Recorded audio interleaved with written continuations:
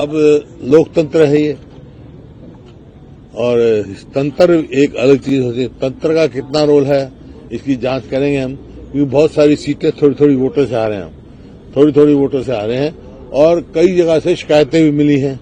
कहीं बैटरी की शिकायत मिली है, कोई मिली है, और जिस प्रकार से लोडिंग हुई है, मतलब डिले वो हुई है, उसके हिसाब से भी है। लेकिन नहीं आओ, वो हमारे जो है AICC वाले इलेक्शन कमीशन मिलेंगे, सारी बात कहेंगे, लेकिन इसमें कोई दो राय नहीं।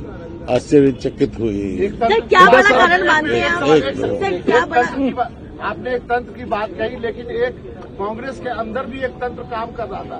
कोई लीडर 6 दिन के लिए प्रचार करने नहीं जाता है, कोई लीडर दिल्ली में बैठ के केवल इंटरव्यू करता है। वो उस तंत्र नहीं, कांग्रेस एकजुट थी। ये तो आप लोगों की बात कहानी थी। अब बीजेपी का तो आप देख रहे नहीं, विद साहब कहीं घर से नहीं निकले, रामविलास जी शर्मा जी टिकट काट दी गई थी, वो तो अलग बात है। देखो, कोई भी प्रजातांत्रिक पार्टी होगी, लोकतांत्रिक पार्टी होगी, मतभेद स्वाभाविक हो सकते हैं, लेकिन मनभेद किसी का नहीं था। साहब, कुमारी शैलजा ने आज सवाल उठाया है कि प्रॉपर कोऑर्डिनेशन नहीं था, तालमेल नहीं रखा गया था प्रॉपर। कुमारी शैलजा ने कहा है कोऑर्डिनेशन रखना किसका काम है? सबका काम है कोऑर्डिनेशन। कौन सा कोऑर्डिनेशन का मतलब की बात जब आप कर रहे हैं तो क्या आप EVM की ओर इशारा कर रहे हैं? क्योंकि आपकी पार्टी ने कहा कि स्लो रिजल्ट जो है वो अनाउंस किए जा रहे थे। कुछ ना कुछ है ना, जब इस बात की वो करेंगे। शिकायतें मिली हैं हमारे को कि भाई बैटरी की कहीं 99% बैटरी थी, कहीं 70% थी। इस किस्म की शिकायतें उम्मीदवारों ने दी हैं, वो सारी हम उनका करेंगे। बड़े साहब, एक जो बात कही जा रही है एनालिसिस के तौर पे कि जो जाट और नॉन जाट में ये चुनाव बट गया और नॉन जाट वोटों का कंसोलिडेशन, पोलराइजेशन हुआ बीजेपी के पक्ष में। इस पर आप ऐसा कुछ नहीं है। ये आप लोगों के यहाँ कोई जात पात का नहीं। कांग्रेस की राजनीति है, कांग्रेस की स्पष्ट नीति है, न जात पे न हाथ पे मोहर लगेगी हाथ पे। हुड्डा साहब, अब आपके पास क्या ऑप्शन बचता है? अब तो नतीजे सामने हैं, अब ऑप्शन आपके पास क्या बचता है? क्या करने वाले आगे आप? आगे क्या करने वाले हैं? प्रजातंत्र है, जहाँ लोगों ने जो फैसला होगा वो स्वीकार करेंगे हम। लेकिन जो है, कहाँ कुछ रही है तंत्र में, कहाँ कुछ हुआ, उसकी जरूर हम। भूपेंद्र सर, EVM को लेकर लोकसभा चुनाव में भी तमाम सवाल खड़े हुए थे। कई सीटों पर मार्जिन को लेकर, वोटों की गिनती को लेकर सवाल हुए थे और उसके लेकर संतुष्टिपूर्ण जवाब नहीं मिला था। अभी जिस तरह के सवाल उठ रहे हैं 99% और 66% वाला, जहाँ पर नई EVMs का इस्तेमाल हुआ, बता चुके इनको लेकर किस तरीके से बता चुका मैंने। रिप्रेजेंटेशन वो AICC में जयराम ने कहा है, वो करेंगे बात। जयराम जी ने कहा है कि शिकायत जाएंगे। जयराम जी ने कहा है कि इस रिजल्ट को कांग्रेस स्वीकार नहीं करेगी।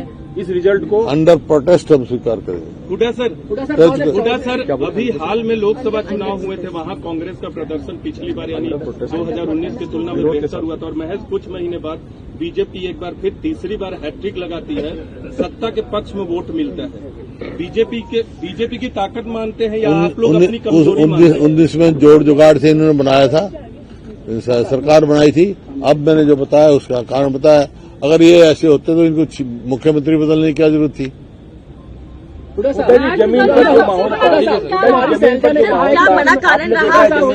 जमीनी माहौल था, बिल्कुल बदलाव के पक्ष में था।